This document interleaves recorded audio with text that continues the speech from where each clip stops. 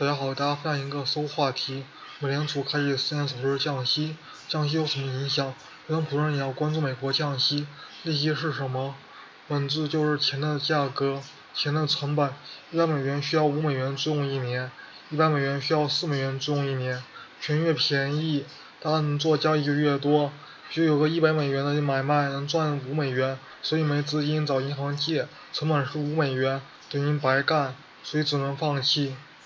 现在你就可以找银行借钱去干，能赚$1，企业有了扩张空间，有更多投资动力，这就是降息的效果。为什么我们要关注美联储降息呢？因为美元属于世界主要货币，是最大的结算货币。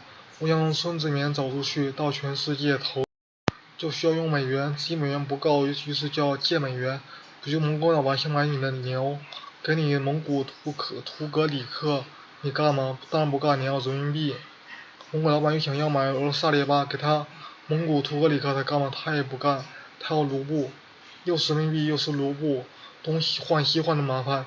蒙古老板就用大家认可的美元交易，方便许多。那么蒙古老板不想外汇被掏空，自己的流动资金又不多，怎么办？找外国人借钱发美元债，借到美元，再去买牛买大列巴。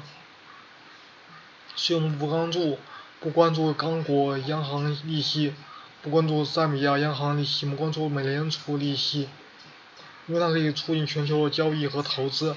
美联储利息越低，代表全球借钱成本越低，也就是我们常说的美元通过加息、降息收割全球。我要提醒一下，美元不等于美国。如果我也有巨额外汇储备，也各种受外国企业技术的，同理论下也算收割。咱们网民常说这个月入3000的我有什么关系呢？美联储那么远，降息我也不借美元。是的，也不是的，它和咱们普通人可没直接关系，有间接关系。上面说，当钱变得便宜，资本就可以投资一些低收益的买卖。很巧，我们国正处在通缩边缘，资产价格下跌，企业踩在破产线上。股票价格下跌，企业资金困难，外国资本无论买股票、放贷还是直接收购，都有赚钱的前景。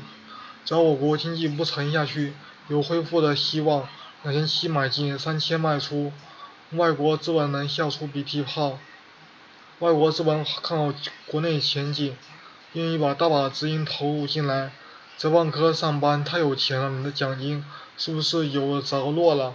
企业缓过来就可以重振旗鼓，你的工作是不是保住了？万科的供应商、施工队、股民都松了口气，本金保住，利润保住，是不是就有消费能力了？